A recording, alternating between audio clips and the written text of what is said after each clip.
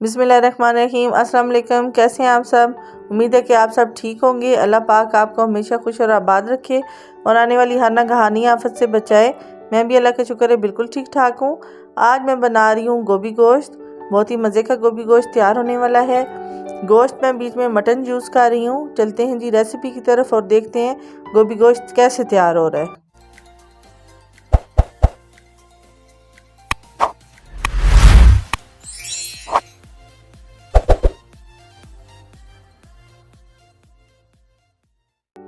गोभी गोश्त बनाने के लिए मैंने ले लिया है मटन, हाफ के जी मेरे पास है। लहसुन के जवे मैंने आधी एक गड्डी ले ली है, उसको छील लिया है। प्याज मैंने 2 बड़े साइज़ के ले लिए, उनको अच्छी तरह काट लिया है साफ़ करके। अब मैंने प्रेशर कुकर ले लिया। प्रेशर कुकर में मैं गोश्त को पकाऊंगी क्योंकि जल्दी से बन जाएगा।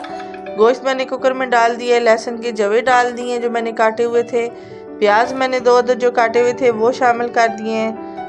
एक बड़ा टमाटर मैंने काट के शामिल कर दिए। इसमें आधी टीस्पून मैंने हल्दी डाली है, 1 टीस्पून मैंने लाल सुरख मसाला डाला है, 1 टीस्पून मैं रेड चिली फ्लेक्स डाल रही हूँ, 1 टीस्पून मैंने सॉल्ट का डाल दिया। अब मैंने इसमें पानी इतना डालना है कि गोश्त जो है अच्छी तरह डिप हो जाए, क्योंकि कुकर जब मैं चलाऊंगी तो पानी इतना होना चाहिए कि गोश्त गल ना जाए। अब मैंने कुकर को बंद कर दिया है और इसको वेट लगा दिया है। 15 मिनट मैं इसको बंद करके चला रही हूँ। मिलते हैं जी 15 मिनट के बाद। अब हमारा वेट 15 मिनट को लग चुका था और मैंने अब क्या किया है कि इसको खोल के देखा है तो अभी भी थोड़ा सा पानी है। इसको मैं दूसरे बर्तन में खुले में मैंने निकाल लिया है और अब मैं इसका पानी ड्राई कर लूँगी। कुकर में ज़रा गोश्त को भूनना मुश्किल हो जाता है, इसलिए मैंने कुकर से निकाल लिया है। पानी अब मेरा ड्राई हो चुका है। अब मैं इसमें ऑयल डाल रही हूँ। तकरीबन मैंने डाला है 3 से 4 टेबल स्पून ऑयल। आप अपनी मर्ज़ी के मुताबिक कम या ज़्यादा कर सकते हैं। अब मैंने सूखा धनिया पिसा हुआ भी शामिल कर दिया है और गोश्त को मैं अच्छी तरह भून रही हूँ। गोश्त को चाहे चिकन का हो चाहे मटन का हो, जितना अच्छी तरह भूना जाए उतना ही मज़ेदार बनता है। गोश्त भुन चुका है। अब मैंने गोभी काट के वॉश करके रखी हुई थी वो मैं इसमें ऐड कर रही हूँ और इसको मैं अच्छी तरह मिक्स कर लूँगी ताकि सारा मसाला गोभी के साथ अच्छी तरह मिक्स हो जाए।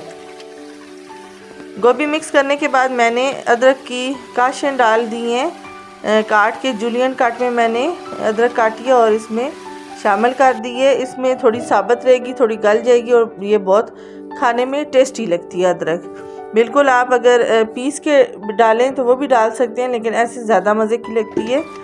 मैंने 10 से 15 मिनट दम पे रखा है। गोभी चेक करूँगी गली है या नहीं गली, तो मैं इसको दोबारा थोड़ी देर के लिए पकने के लिए रख दूँगी। अच्छी तरह इसको मैं मिक्स कर रही हूँ ताकि मसाला और अच्छी तरह मिक्स हो जाए। गोभी कहीं से भी जो है वो फीकी नहीं रहनी चाहिए। गोभी में अभी फ़र्क है, इसलिए मैंने थोड़ा सा और इसे अभी पकाना है थोड़ी देर। गोभी को मैंने अच्छी तरह मिक्स कर लिया। अब मैं इसमें हरा धनिया और सब्ज़ मिर्च शामिल कर रही हूँ। अब मैंने इसमें हाफ़ टीस्पून काली मिर्च की ऐड की है। काली मिर्च से भी काफ़ी जायका इन्हेंस हो जाता है। आपका दिल चाहे तो आप यूज़ करें, अगर आपको नहीं पसंद तो आप ना शामिल करें काली मिर्च। बहुत अच्छी तरह गोभी गल चुकी है, गोश्त भी अच्छी तरह भुना जा चुका है। गोभी गोश्त बहुत ही मज़े का बन के तैयार हो चुका है। सिंपल सी रेसिपी है, आप भी मेरी रेसिपी से ट्राई करें, इंजॉय करें, फ्रेंड और फैमिली के साथ ज़रूर शेयर किया करें। बहुत अच्छी रेसिपी होती है और बहुत मज़े की रेसिपी होती है। फीडबैक ज़रूर दिया करें कि मुझे पता चले आपको मेरी रेसिपीज़ कैसी लगती हैं। गोभी गोश्त खाने में बहुत अच्छा लगता है। आप इसको नान के साथ, चपाती के साथ खा सकते हैं। कई लोग पराठे के साथ इसको पसंद करते हैं, आप पराठे के साथ भी खा सकते हैं। नाश्ते में पराठे के साथ गोभी खाना बहुत अच्छा लगता है। गोभी के पराठे बनाना बहुत अच्छे लगते हैं खाने। आज की वीडियो और आज की रेसिपी यहीं तक थी। इंशाल्लाह नेक्स्ट वीडियो में मुलाकात होगी। तब तक अपना बहुत सारा ख्याल रखिएगा। अल्लाह हाफिज़।